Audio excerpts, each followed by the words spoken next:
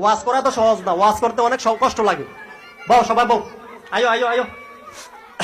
এই বাচ্চাটা কান্দে কে? এটা মা কই গো? আম্মা কই গো? আম্মা, ও আম্মা কই গো? আয়েন আয়েন। আরে ফুলা ভাই, এই তোরা থামস না। আরে ওয়াজ কোন কিরম, চুপ থাকস না। ওয়াজ তো চুপ থাকুন লাগবো। আমি যে কথা কয়াম হন তো চুপ না তাহলে কিন্ন কথা কয়াম, কথা তো শুনুন লাগবো কি কইতেছি আমি। আয়েন বসেন, মুরব্বীরা চেয়ার দিয়ে দেন, মুরব্বী যারা আছে তারা চেয়ার দেন, সিদ্দিকা উঠে যান ইনশাল্লাহ।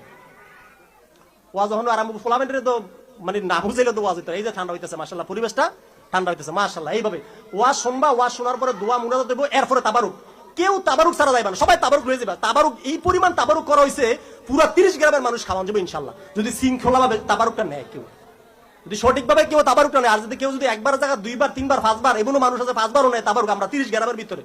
এই জন্য আপনাদেরকে অনুরোধ করে কই, 2-3 বার কেউ তাবারুক নিয়ে না, এটা আল্লাহর ওলির দরবারে তাবারুক কম তো না। হ্যাঁ, 5 বার নিলেও গুলাম কম তোরা, মুতিকায় কই দিয়ে আছে যে নিলে কম তো না, তবে শৃঙ্খলা ভাবে তাবারুকটা নিয়ে ইনশাল্লাহ।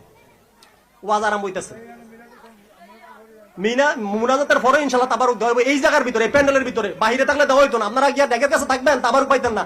এই ওয়াজের ময়দানে আউন লাগবে, প্যান্ডেলের ভিতরে আউন লাগবে, তাবারুক রেডি হইতেছে আপনারা লাগিয়া, প্যাকেট হইতেছে, সবার প্যাকেট দিয়ে দিব।